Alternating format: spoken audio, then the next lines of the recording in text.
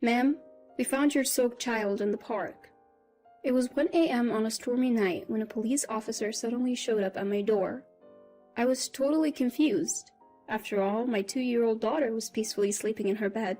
The officer had with him a little girl, around 4 years old, wearing tattered clothes and looking frail. She stared at me trembling with tears in her eyes.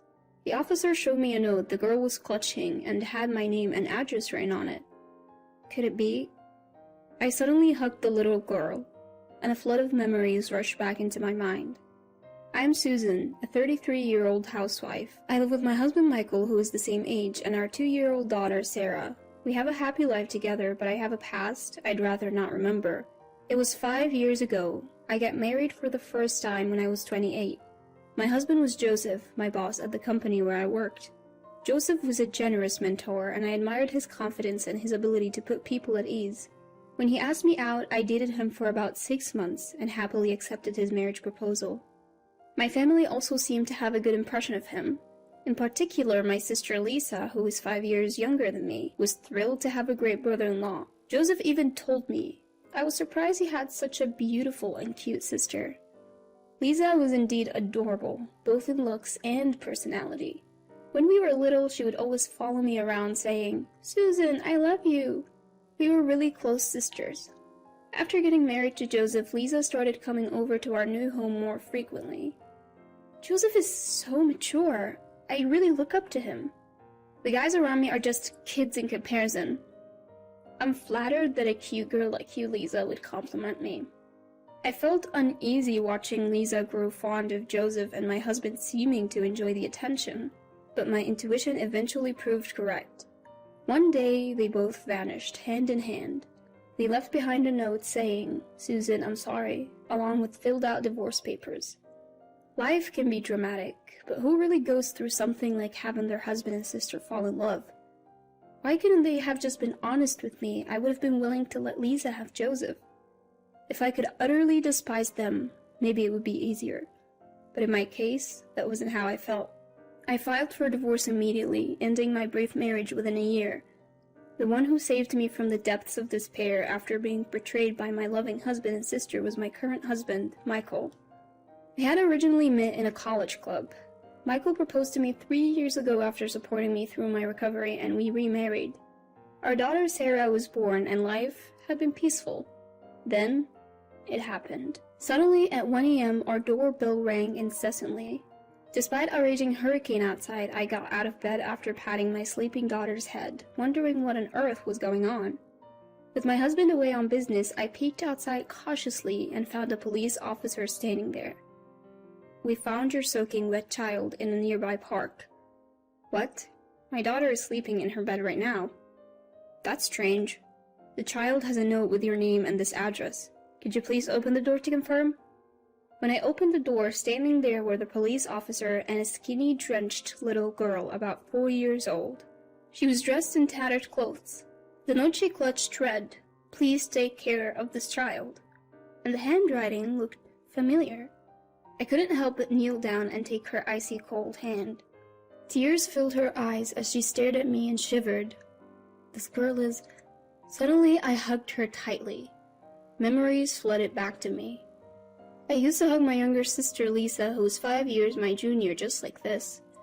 The child was the spitting image of Lisa, and there was no mistaking that the handwriting on the note was hers. I told the police, "This child is likely my sister's." But what was such a small child doing alone in the park in the middle of the night? "What's your name?" "Jennifer." "Jennifer? Why were you in the park?" "I came to this house with Mom, then Mom disappeared, so I was looking for her."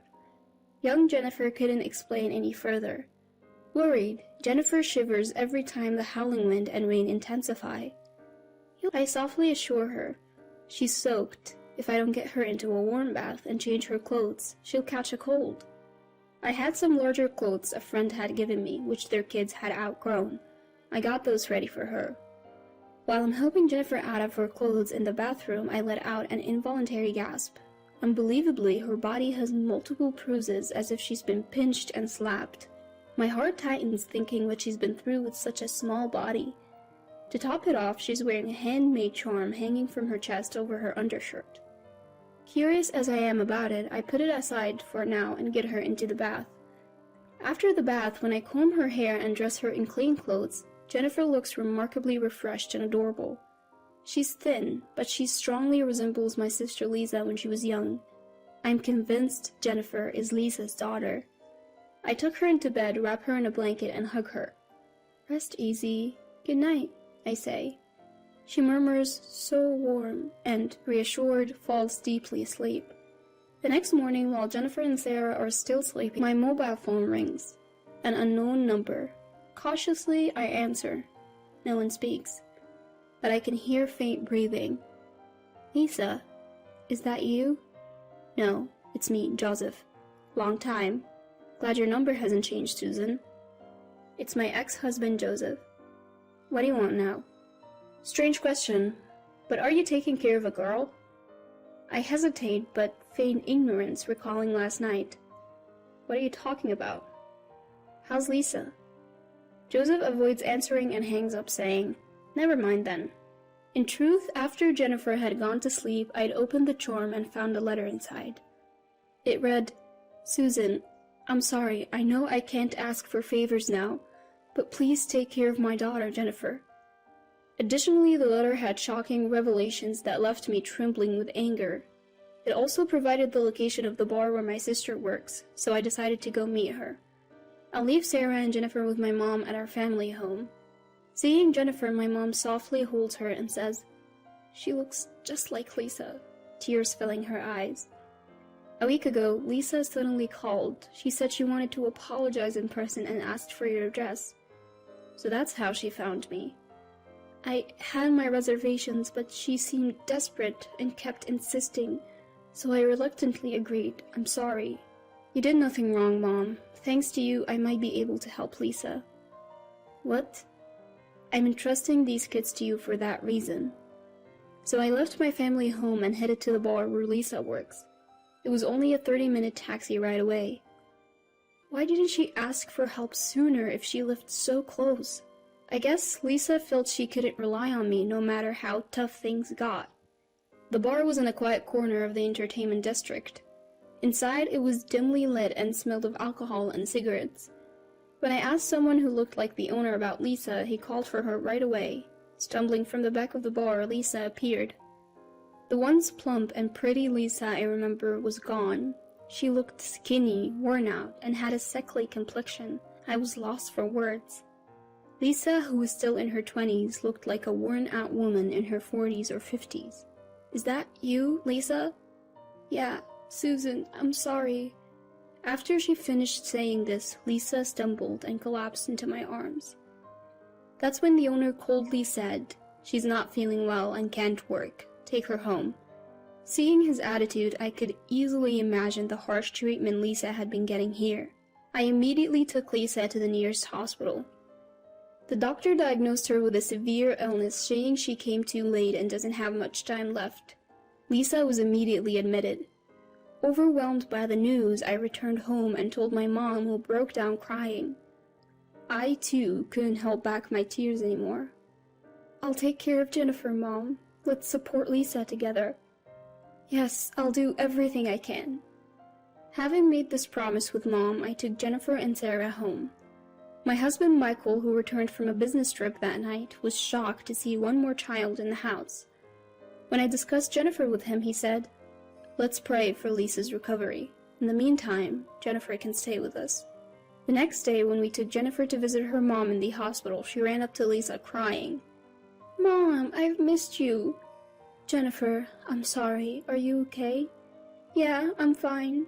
Aunt Susan is really nice." Tears in her eyes, Lisa lovingly stroked Jennifer's hair.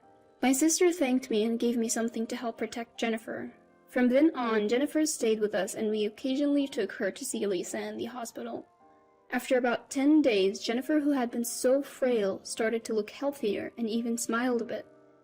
She grew fond of Sarah, almost as if they had been sisters forever. Just when I was happily watching the two of them play, I got a call from my mom back home. "Joseph just showed up at the house," she said. "I am demanding to know where Lisa and Jennifer are." Hand them over right now. I got scared and gave him your address. I'm sorry. Get out of there before he finds you. I was hurriedly getting the kids ready to leave when the doorbell rang multiple times. Could it be Joseph already? I peered outside, and sure enough, there he was, face red with anger. Seeing him like this, something in me snapped. Despite Lisa withering away, Joseph looked like he'd put in weight, even getting chubby. I opened the door and Joseph immediately started accusing me. Heard you got remarried and live in a nice house, enjoying the high life, huh? That's none of your business, I retorted. I know Lisa and Jennifer are here. Bring them out now. Even if they are, I can't hand them over to you. I need Lisa to work or we don't have money. Bring her out. At that moment, Jennifer burst out and screamed, I hate you, Dad. You always bullied Mom. What did you say, you little brat? Joseph tried to slap Jennifer, but I immediately stepped in between. Lisa is in the hospital because of you. She's sick because you forced her to work and didn't allow her to get medical treatment. I had read about Joseph's recent behavior in a letter from Lisa that was inside the charm Jennifer was wearing. When Lisa got pregnant, she and Joseph left home together. Soon after Jennifer was born, they were broke and struggling. Joseph then began verbally abusing Lisa and Jennifer, saying, This is all your fault. He took all the money Lisa earned from her job at a bar and squandered it on gambling and fun. They were left without even food. Eventually, the stress piled up and Lisa fell ill, but they had no money for medical care. My sister had written, I won't be able to raise Jennifer if things keep going like this. At least I want to save our child. So she thought it would be best to entrust this matter to me. However, when Joseph heard it, far from showing remorse, he spat out foul words. Lisa and Jennifer are to blame for everything. They ruined my life. It's only right that they make amends. I don't know what sort of life you've been leading, but you've brought all this upon yourself. It's all your own doing. No, Lisa came on to me. I had no choice but to get involved. It's all her fault. You got to be kidding me. You're the adult here, and you took advantage of a young girl like Lisa. You've done terrible things to my sister and Jennifer. I'll have you prosecuted. You have no proof. Still think so after seeing this? I showed Joseph pictures of Jennifer covered in bruises as well as medical reports saying Lisa also had bruises all over her body. Joseph's face changed for a moment, but he soon began to taunt me again. See? Women are so foolish. Who's to say who caused those bruises? Especially with Jennifer. It could have been her mother. You're a despicable man. I have more evidence. Take a look at this. I showed him a mobile phone entrusted to me by Lisa. The phone contained audio clips of Joseph spewing abuse and committing acts of violence, providing ample evidence. Suddenly, Joseph lunged at me, trying to snatch the phone away. Stop it! What are you doing? At that moment, Michael and the police arrived, raising their voices and pulling Joseph's grabbing hand away from me. Actually, right after receiving a call from my mother, I had contacted my husband and the police. Joseph, what you've done to my sister and Jennifer is unforgivable. I'll be handing all the evidence over to the police. You better reflect on your actions. Joseph was immediately taken away in a police car. Michael looked at me with a mix of disbelief and concern, letting out a sigh. You should have waited for me. What you did was reckless. I'm sorry, I just couldn't stand Joseph anymore. Are you hurt? As he said this, looking me over for injuries, I felt so grateful that I had married this man. That night, we got a call from the hospital. Lisa's condition had suddenly worsened and she was critical. I rushed there with Jennifer. Lisa was barely breathing, but still conscious. Hang in there. Joseph is arrested now. You're safe. Susan, I'm sorry. I messed up. Don't say that. I'm the one who introduced you to that horrible man. This isn't your fault, Lisa. Thank you. Please take care of Jennifer. Don't worry, I'll look after her until you get better. You need to hang on. Jennifer gripped Lisa's hand tightly, tears streaming down her face. Mom, Jennifer, I'm sorry. I'll be watching over you from the sky. Be a good girl. Mom, I'll be good. I want to be with you. Mom, Jennifer. And with that, Lisa lost consciousness. My sister passed away quietly the next day. Our prayers went unanswered.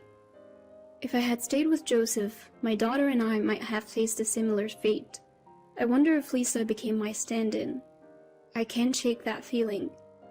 After the trial, Joseph was sentenced to prison. My parents filed for compensation and child support from Joseph. His parents apologized for their son's actions and offered to cover the costs.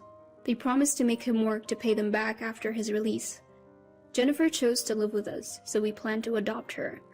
The compensation and child support will be saved for her future. Now, Sarah looks up to Jennifer like a real sister. Seeing them together reminds me of my own sister and me when we were young. I'm committed to supporting both of them as they grow up.